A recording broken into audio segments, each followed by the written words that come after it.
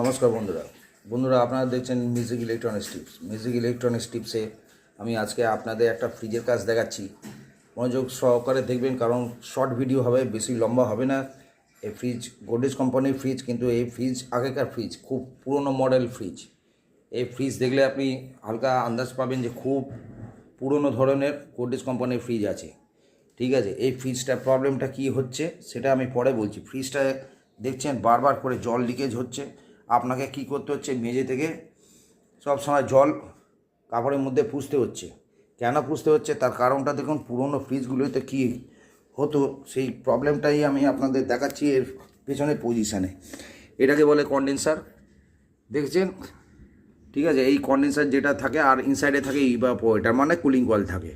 এই কন্ডেন্সার আগেকার দিনে কী ছিল, এটা বাইরে ছিল। এখনকার যেসব মডেলের ফ্রিজ তৈরি হচ্ছে, এই যে বডি আছে, এই বডির মধ্যে ভেতরে এই কন্ডেন্সার থাকে, তার সঙ্গে একটা সাকশন পাইপ জোড়া থাকে যেটা ঠান্ডা হয়, আর কন্ডেন্সার খুব গরম হয়। জোড়া থাকার জন্য লাইনে কি হয়, এটাকেও ঠান্ডা করার চেষ্টা করে, তাতে কুলিংটা ভালো আসে। এর মধ্যে কি হয় দেখুন, পুরো এই যে জায়গাটা দেখছেন এটা পুরো জল জমে যায়। আমি জল খুলে ফেলার পর দেখছি যে না, ফ্রিজ এখন ঠিক আছে। এর যে দেখছেন এই যে পাইপটা আছে, এই যে পাইপটা দিয়ে ইনসাইডে ভেতরে যখন ডিফ্রস্ট করা হয়, সব জলগুলো এই ট্রেতে জমা হয়। আর এখনকার ফ্রিজ যেগুলো আছে সেগুলোতে এই ট্রে দেওয়া হয় না, এই জল অটোমেটিক সাকশান করে না, ফিল্টার হয়ে যায়। এই নিচে কম্প্রেসার আছে, ঠিক আছে, এটা গোদরেজ কোম্পানির দেখছেন কম্প্রেসার। আর আরেকটা জিনিস হচ্ছে, এই যে জায়গাটা আছে দেখুন, এখানে দুটো লক করা আছে। দেখবেন আপনার ফ্রিজের পেছনে যাদের পুরনো ফ্রিজ আছে, এই জায়গাটা লক করা থাকে। এই হ্যান্ডেলটা খালি এই জায়গাটা আপনি ধরবেন, ধরে দেখুন, এই দেখুন আপ অ্যান্ড ডাউন করছি, এখান থেকে আপ অ্যান্ড ডাউন করলে এই যে বড় জায়গাটা আছে, এই জায়গাটা যখন এই নাটটা চলে আসবে তখন দেখবেন এটা খুলে যাবে।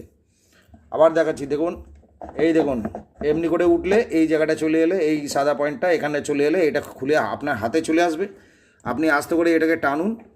এবার টিনে কী করবেন, এটাকে আপনি ফেলে দিন, যত জল আছে ফেলে দিয়ে আবার নতুনভাবে এমনিভাবে ফিনাইল টিনাইল দিয়ে আপনি ওয়াশ করুন। আপনি দেখতে পাচ্ছেন কত নোংরা বেরাচ্ছে, আর সঙ্গে কী আছে দেখুন, মশার ডিম।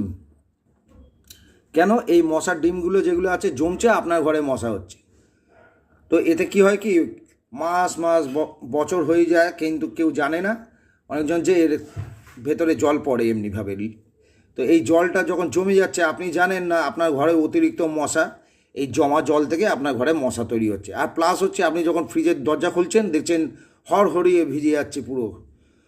এই কারণ হচ্ছে, এই জলটাকে ফেলে দেবেন আর ভিজবে না, এইটা আগেকার ফ্রিজে এমনি